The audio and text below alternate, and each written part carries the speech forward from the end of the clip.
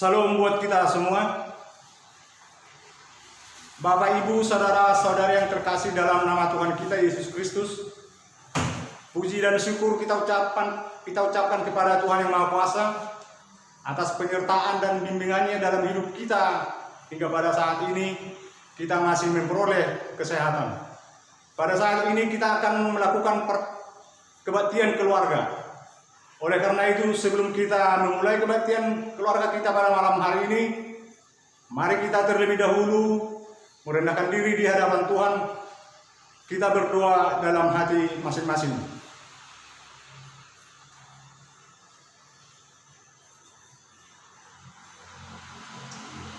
Amin.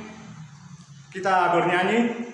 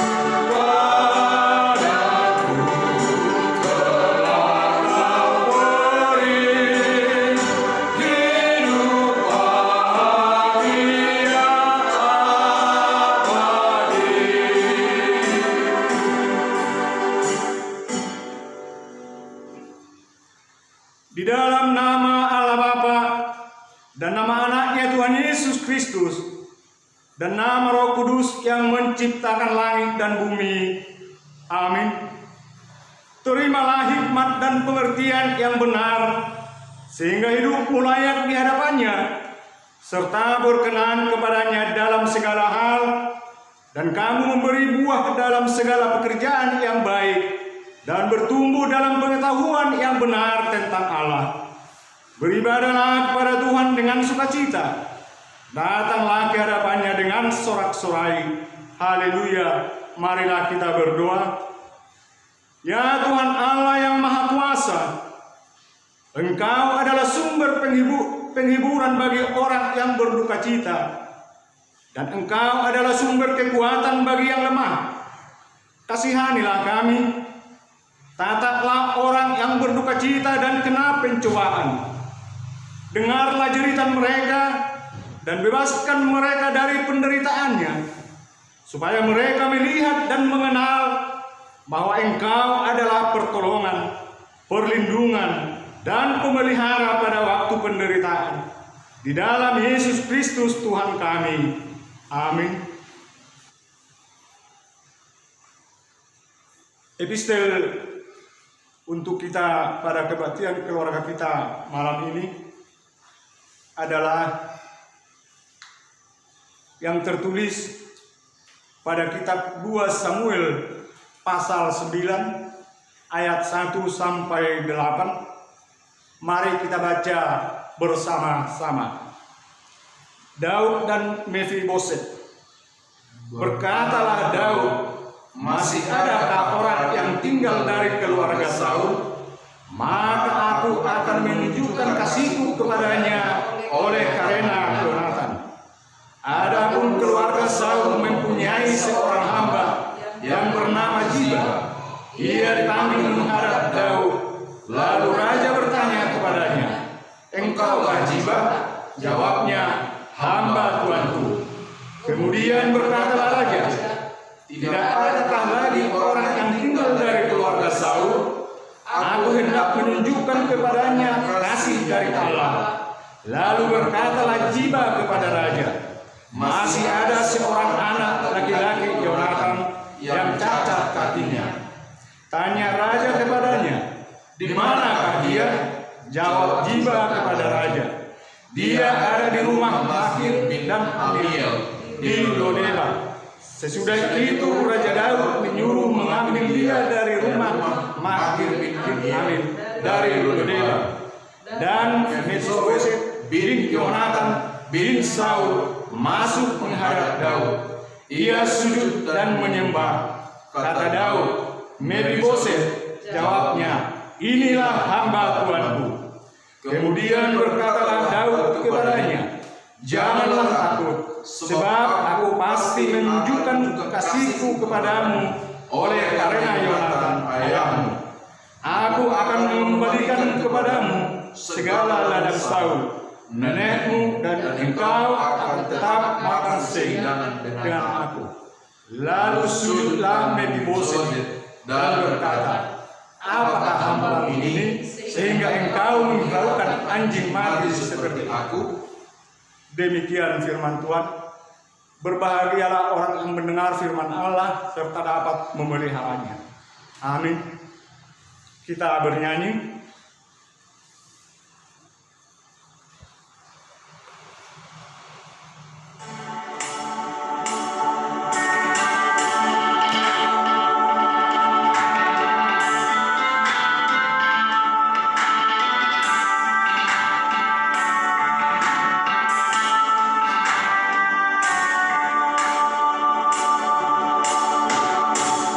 Allah adalah kasih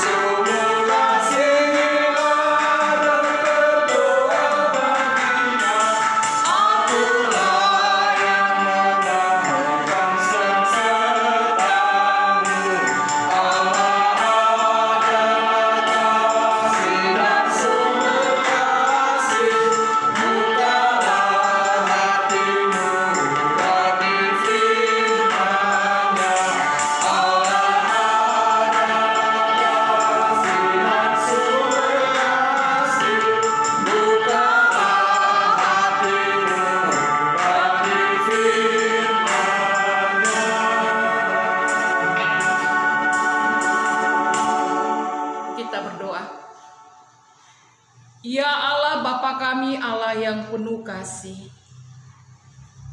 oleh karena kemurahan-Mu dan semua berkat-Mu dalam hidup kami, saat ini Tuhan, kami boleh datang ke hadapan. Oleh karena kasih-Mu, kami masih bisa memuji, memuliakan nama-Mu. Oleh karena kasih-Mu Tuhan, kami mau mendengarkan firman-Mu. Berfirmanlah Engkau Tuhan, curahkanlah Roh Kudus-Mu dalam hati pikiran kami masing-masing,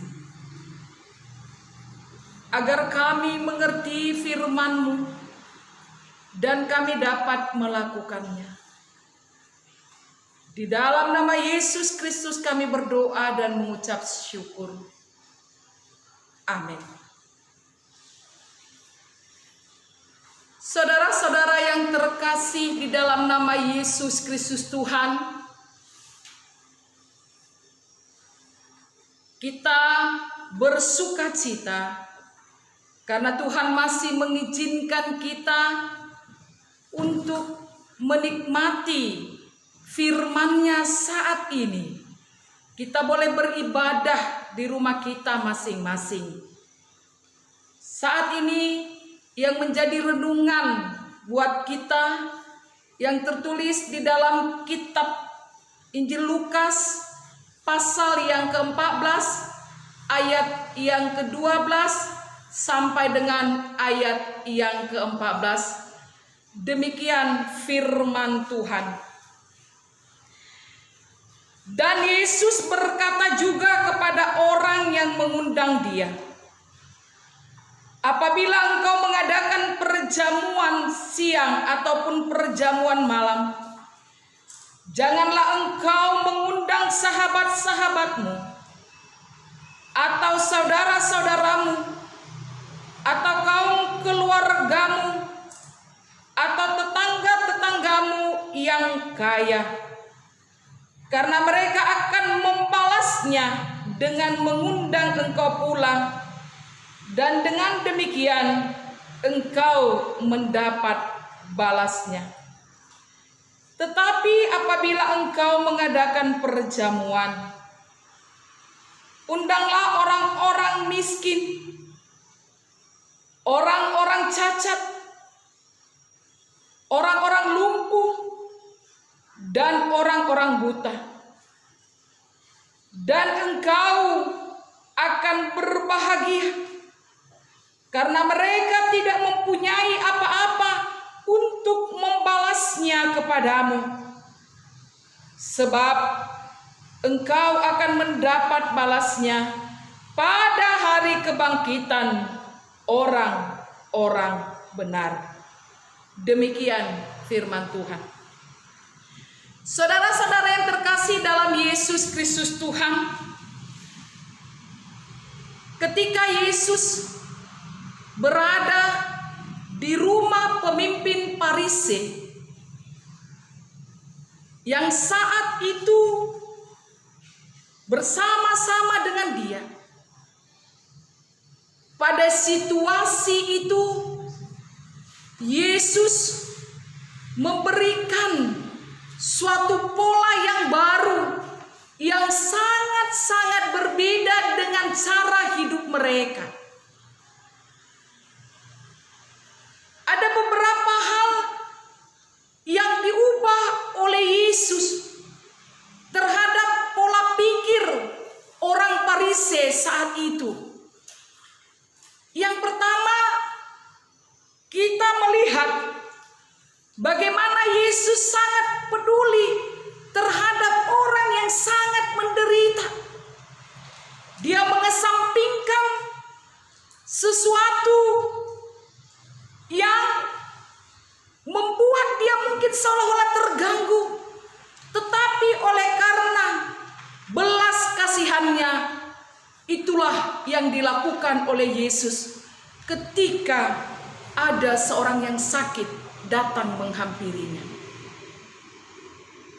Artinya yang pertama sekali diubah oleh Yesus adalah pola pikir daripada orang Farisi itu.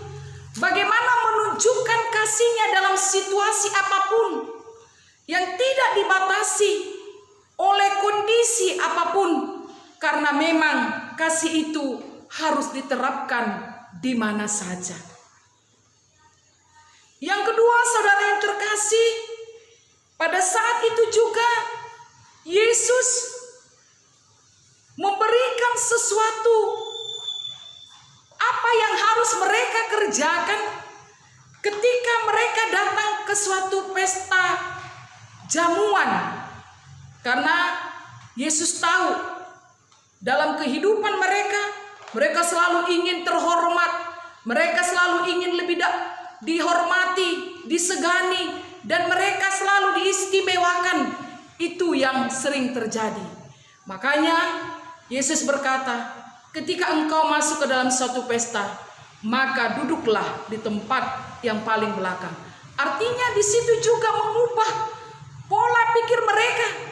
Mereka menganggap kalau mereka ingin dihormati, mereka harus menampakkan dirinya. Tetapi Yesus mengubahnya dengan mengatakan, siapa yang meninggikan akan direndahkan, dan siapa yang merendahkan diri akan ditinggikan. Dan dilanjutkan juga dengan bagaimana sebenarnya sikap mereka terhadap perjamuan itu. Bagaimana sebenarnya yang harus mereka lakukan terhadap pesta itu. Saudara yang terkasih, mengenai perjamuan atau pesta tidak asing lagi dalam kehidupan kita. Terkhusus kita orang Batak, hampir banyak sekali kegiatan-kegiatan kita dalam mengikuti semua kegiatan, hampir pesta dan pesta dan pesta lagi. Hampir merupakan adalah bagian daripada kehidupan kita. Dan sebelum masa pandemi ini, kalau di kota-kota besar, hampir setiap Sabtu, Jumat, Sabtu, Minggu itu sudah pesta dan yang lain. Artinya tidak asing lagi. Kita mengetahui sebelum orang berpesta, itu begitu banyak persiapan-persiapan. Begitu banyak yang harus mereka lakukan. Terkhusus siapa yang harus mereka undang. Apa konsep pestanya? Seperti apa pestanya agar dianggap pesta itu adalah pesta yang luar biasa. Pesta yang hebat. Pesta yang memiliki metode yang berbeda. Atau yang memiliki suatu keunikan tersendiri. Orang berlomba-lomba untuk membuatnya. Bahkan menguras materi, tenaga dan yang lain. Itu yang sering terjadi. Ingin lebih lagi dari yang lain. Yang walaupun kadang mungkin secara materi banyak sekali juga mungkin yang memaksakan untuk bisa melakukan pesta yang baik. Pesta yang dianggap adalah memiliki nilai tersendiri dalam kehidupan mereka. Berlomba-lomba mengundang orang-orang yang kaya, mengundang pejabat-pejabat, mengundang orang-orang ternama. Bahkan ada lagi dengan pesta membuat dan mengundang artis-artis supaya menganggap pesta itu adalah pesta yang luar biasa. Itu yang sering terjadi. Apakah itu salah? Apakah itu salah dalam kehidupan kita? Sehingga apakah kita tidak boleh melakukan itu? Saudara yang terkasih, sebenarnya yang mau dikatakan oleh Yesus di sini bukan kita tidak bisa melakukan itu, tetapi bagaimana kita di dalam melakukan pesta tersebut, jamuan tersebut, bagaimana kita juga boleh peduli kepada yang lain. Yang sering adalah terjadi, jarang orang peduli kepada orang-orang yang miskin, orang-orang yang cacat dan yang lain. Tetapi lebih fokus terhadap orang-orang yang hebat. Bahkan mungkin juga penyambut tamunya juga ada khusus di sana. Mungkin dibuat yang luar biasa. Seperti itu yang terjadi karena memang ketika dia mengundang orang-orang yang memiliki pangkat dan jabatan, dia menganggap harga dirinya itu menjadi naik, memiliki nilai. Ini yang sering dipahami orang. Wah, luar biasa ya, pejabat si anu datang ke pestanya. Wah, luar biasa ya, waktu pestanya itu datang artis. Wah, luar biasa ya, tamu-tamunya banyak orang-orang yang hebat, banyak pengusaha-pengusaha. Seperti itulah bandrol yang sering dilekatkan pada orang-orang yang berpesta. Saudara yang terkasih, saat ini juga Tuhan mau mengubah pola pikir itu. Bagaimana seharusnya kita di dalam bersukacita, di dalam kita melakukan suatu pesta atau hajatan, di dalam kita merasakan sukacita dalam kehidupan kita, hendaklah kita juga jangan lupa terhadap orang-orang yang memiliki keterbatasan, yang memiliki kekurangan. Ini yang mau dikatakan oleh Yesus, sehingga dia berkata demikian, jika engkau mengadakan perjamuan, undanglah orang-orang miskin, orang-orang cacat, dan orang-orang lumpuh. Artinya ketika kita melakukan suatu jamuan atau mengadakan suatu pesta, bagaimana juga orang-orang lain dapat bersukacita. Orang-orang yang kekurangan juga dapat bersukacita. Orang-orang yang mungkin juga cacat, di sini dikatakan adalah bagaimana kita berpihak kepada mereka sehingga mereka merasakan sukacita kita. Yang kedua, saudara-saudara yang terkasih, sebagai pengikut Kristus, kita harus beda dengan pola pikir yang tadi, yang dia katakan yang seperti mengundang orang-orang yang hebat agar memiliki harga diri yang lebih tinggi. Sebagai pengikut Kristus, kita ingin diubah oleh Yesus. Bagaimana kita di dalam melakukan sesuatu itu, kita bisa juga membaginya sukacita itu kepada orang-orang yang berkekurangan. Yang kedua adalah yang mau diubah oleh Yesus adalah pada saat orang-orang melakukan sesuatu sering mengharapkan balasan. Sering mengharapkan balasan. Saya undang kamu supaya kamu datang ke saya. Inilah yang Tuhan hendak ubah dalam kehidupan orang-orang tersebut, dan demikian juga dengan kita. Mengharapkan balasan, melakukan sesuatu tidak dengan tulus dan ikhlas, tetapi mengharapkan balasan. Makanya sering dikatakan dengan istilah bukan apa adanya, tetapi ada apanya. Mengharapkan balasan, imbalan. Lalu kita diinginkan oleh Yesus melalui firman ini agar kita melakukan sesuatu tidak mengharapkan balasan itu. Bagaimana mungkin orang-orang yang berkekurangan membalaskan itu kepada kita? Bagaimana mungkin? Tapi yang sering kita lihat adalah bagaimana orang supaya membalaskannya. Bahkan yang paling sering lagi ya, dikasih sekian, kita balas sekian juga. Sering seperti itu.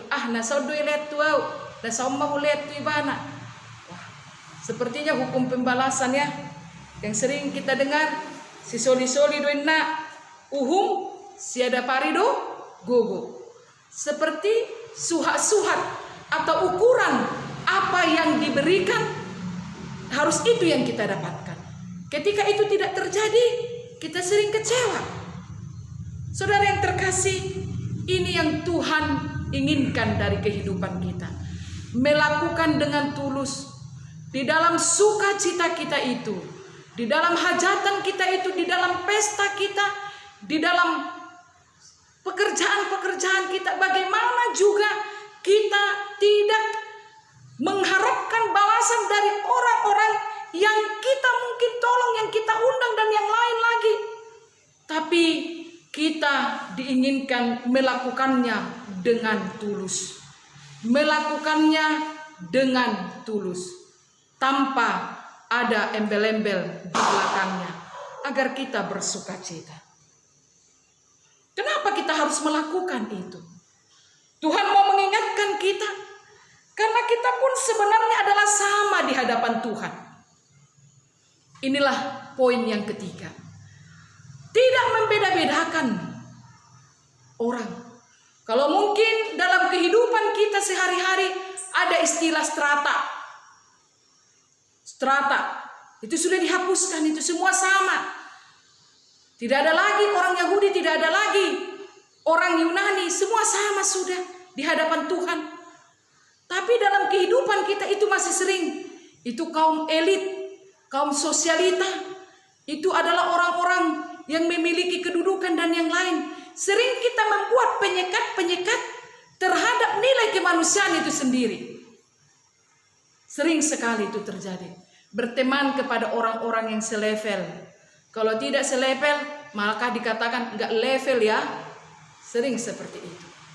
Padahal kita di hadapan Tuhan, Tuhan menganggap semua manusia itu sama. Siapapun. Semua menganggap, Tuhan menganggap semua manusia itu sama. Mengapa manusia membeda-bedakan antara sesamanya? Menganggap orang yang lain, orang-orang yang kekurangan, memiliki kelas nomor sekian. Seperti orang Farisi itu menganggap orang cacat itu adalah orang berdosa. Seperti pertanyaan mereka kepada Yesus, dosa siapakah sehingga mereka buta? Menganggap orang-orang cacat itu adalah lahir karena kecacatannya, karena dosa daripada nenek moyang. Makanya pemahaman mereka juga tidak mau mengundang itu karena mereka dianggap adalah orang-orang yang berdosa. Secara tidak langsung mereka sudah menganggap mereka adalah orang-orang benar. Orang-orang yang cacat itu dianggap orang-orang yang berdosa, yang tidak layak untuk diperhatikan dan bergabung kepada kehidupan mereka. Saudara yang terkasih dalam Yesus Kristus Tuhan, ini yang Tuhan inginkan dalam kehidupan kita. Sebagai orang-orang yang telah menerima kasih karunia Tuhan, sebagai orang-orang yang telah merasakan berkat-berkat Tuhan, marilah kita juga melakukan sesuatu, tidak untuk menuntut balas, tetapi dengan ikhlas dan tulus. Yang kedua, marilah kita melihat sesama kita itu sebagaimana kita mengasihi sesama kita seperti diri kita sendiri. Mengasihi mereka dengan tulus. Seperti apapun mereka juga adalah ciptaan Tuhan. Kalaupun mereka memiliki suatu kekurangan, kita diajak oleh Tuhan agar kita bisa membawakan berita baik terhadap mereka. Membawakan mereka suatu pengharapan dan pertolongan. Bukan malah mengejek, bukan malah menjatuhkan, bukan malah mengucilkan, tetapi mengangkat mereka yang terpinggirkan, yang tidak dapat nilai di tengah-tengah masyarakat. Untuk itu, sebagai pengikut-pengikut Kristus, kitalah yang harus membawanya, membuat sesuatu mereka merasakan kasih yang daripada Tuhan. Dan kita sama di hadapan Tuhan adalah orang yang tercela. Orang yang tercela. Tidak ada seorang pun yang boleh menganggap dirinya lebih baik dari orang lain. Roma 3:23, semua orang sudah berdosa. Hanya menerima kasih karunia Tuhanlah kita. Hanya di sana. Semua kita sama. Semua kita sama. Kita juga adalah orang yang meminta-minta di hadapan Tuhan. Meminta berkat-Nya. Meminta berkat Tuhan, kasih karunia Tuhan. Tidak ada yang perlu kita sombongkan dalam kehidupan kita. Sehingga kita memandang rendah orang lain. Memandang rendah orang-orang yang tidak memiliki apa-apa. Yang cacat dan yang lain.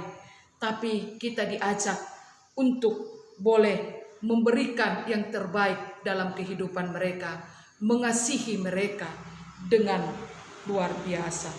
Saudara yang terkasih, ini yang harus kita ingat, bahwa segala sesuatu yang kita lihat itu, janganlah kita harapkan balasannya dari Tuhan, dari manusia, tapi segala apapun yang kita lakukan itu karena Tuhan terlebih dahulu sudah mengasihi kita.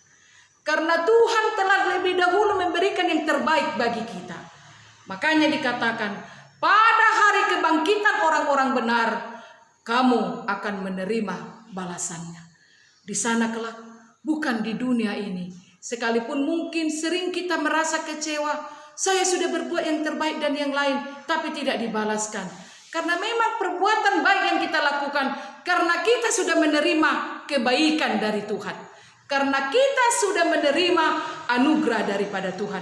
Untuk itu, sebagai pengikut Kristus, dikatakan kepada kita, di tengah-tengah dunia ini, yang semakin banyak tantangan dan godaan, marilah kita membawa kabar baik bagi orang-orang yang tertindas, bagi orang-orang yang cacat, bagi orang-orang yang lemah, sehingga nama Tuhan semakin dinyatakan dalam dunia ini, sehingga mereka menjadi bersukacita. Nama Yesus semakin disebarkan di tengah-tengah dunia ini.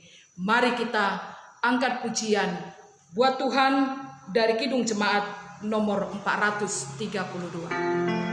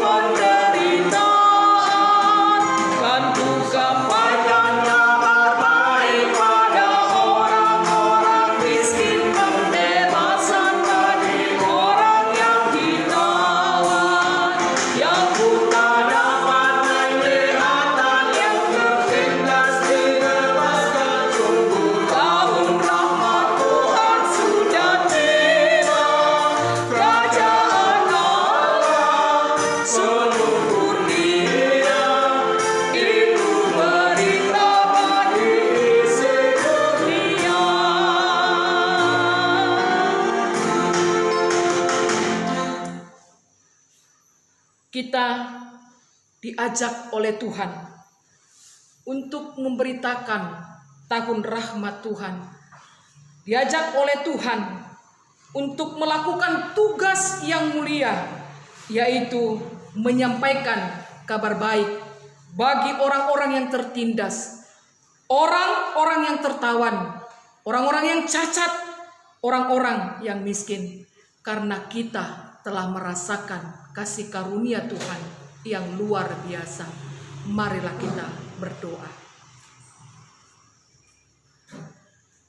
Terima kasih Tuhan.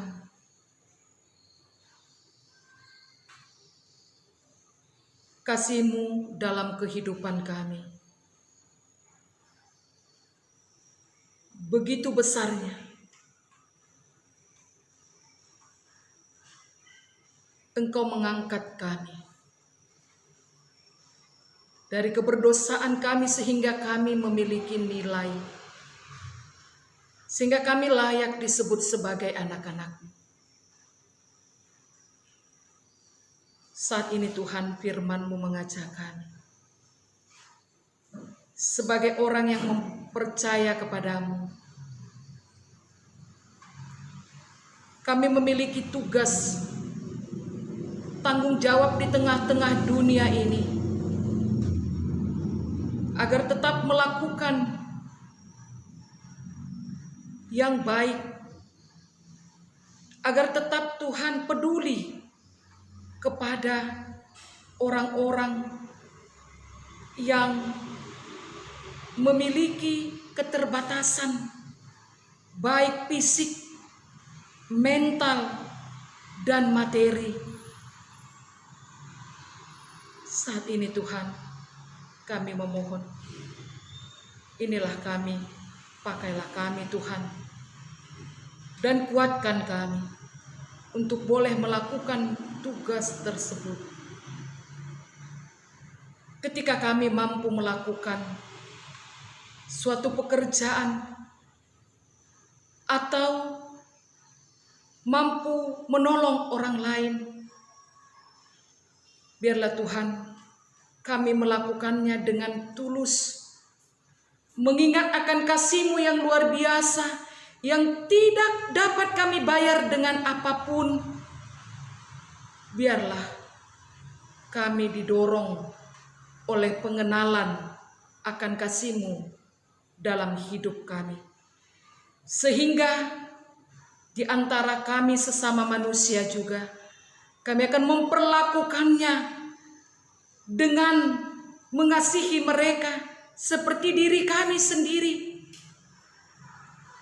Ajarlah kami Tuhan, dari hari ke hari semakin bertumbuh di dalam firman-Mu, sehingga kami boleh membuahkan buah-buah yang baik di dalam hidup kami. Saat ini kami mau berdoa Tuhan, buat orang-orang yang memiliki kebutuhan khusus dalam fisik mereka. Kuatkan Tuhan, agar mereka memiliki semangat hidup, agar mereka juga Tuhan tetap percaya bahwa Engkaulah penolong dan penghibur mereka. Dalam keterbatasan mereka, kami sering juga melihat ada banyak yang luar biasa yang harus bisa kami teladani. Kami percaya ketika mereka ada di tengah-tengah dunia ini, agar nama-Mu dipermuliakan, agar nama-Mu semakin nyata, bukan karena dosa nenek moyang mereka. Mereka mengalami keterbatasan secara fisik, baik mental, tetapi supaya nyata kuasa-Mu dalam hidup mereka dan di tengah-tengah dunia ini. Kami juga mau berdoa Tuhan, dalam kehidupan kami sehari-hari, jauhkanlah sifat sombong, sifat yang menyatakan kami lebih daripada yang lain. Tapi biarlah dari hari ke hari kami mengenal kasih-Mu, dan semakin kami melihat apalah kami ini di hadapan-Mu Tuhan. Kami hanyalah peminta-minta anugerah-Mu. Setiap hari kami memohon, setiap hari kami meminta Tuhan. Sadarkan kami, hidup kami hanyalah karena anugerah-Mu. Tuhan, kami mau berdoa buat bangsa dan negara kami ini. Berikanlah keamanan di tengah-tengah bangsa dan negara kami. Berikanlah Tuhan hikmat dan kebijaksanaan kepada pemimpin-pemimpin kami, sehingga mereka Tuhan melaksanakan roda pemerintahan ini dengan rasa takut akan Tuhan. Begitu juga tempat kami ini di Kuala Tungkal ini, Tuhan yang tetap melindungi kami semuanya, agar tetap boleh dalam rasa keadaan aman yang daripada Tuhan. Kami mau berdoa buat jemaat-Mu yang sedang sakit. Kami tahu Engkau adalah tabib dari segala tabib. Berkatilah Tuhan obat yang mereka pakai, sehingga mereka merasakan kesembuhan yang daripada Tuhan. Sukacita mereka semakin bertambah-tambah. Jemaat-Mu yang bergumul dalam kehidupan mereka, baik oleh ekonomi, oleh sikap anak-anak, sikap suami dan istri, sikap keluarga masing-masing yang tidak merasakan damai sejahtera. Kami memohon Tuhan, dalam setiap pergumulan kami, biarlah tetap kami bersandar kepada-Mu. karena kami tahu hanya padamulah ada ketentraman hidup, dan hanya padamulah Tuhan kami bertanya dalam setiap pergumulan kami. Tuhan akan berikan jalan keluar. Tuhan, pada malam ini kami serahkan seluruh jemaat-Mu ke dalam tangan-Mu, yang besar dan yang kecil. Tuhan sertai kami, lindungi kami Tuhan, jauhkan kami dari segala sesuatu yang bisa membuat kami terkejut, yang bisa membuat kami ketakutan, yang bisa membuat kami Tuhan jatuh dalam kehidupan kami. Biarlah Engkau Tuhan yang melindungi kami, sehingga kami aman dalam naungan sayap-Mu. Dalam segala permohonan kami Tuhan, kehendak-Mu lah yang jadi. Di dalam nama Yesus kami berdoa dan mengucap syukur. Amin.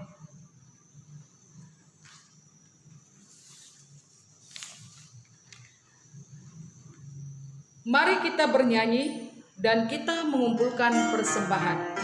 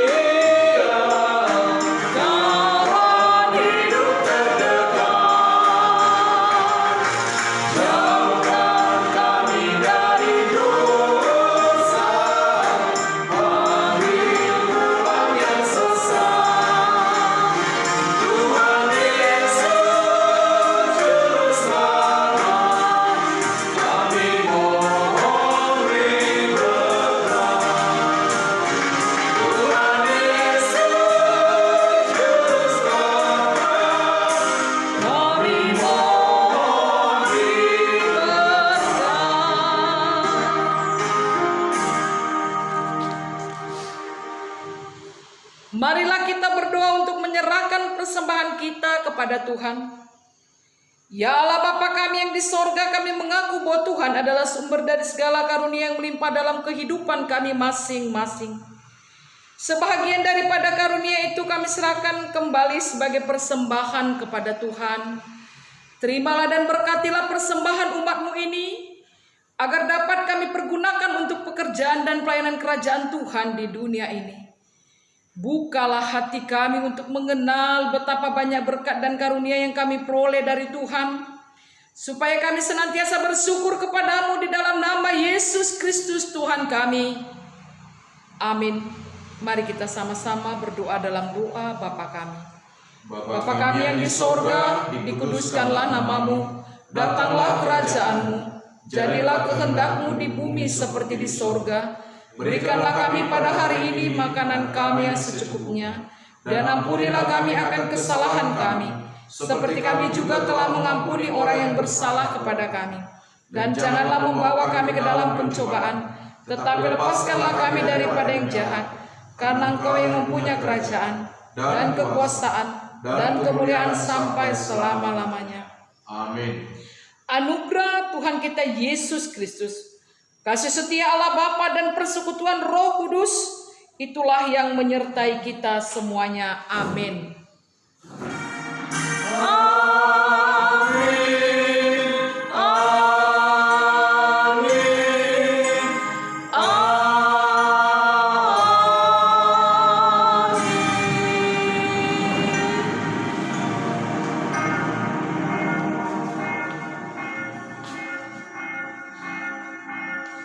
Shalom buat kita semua. Horas.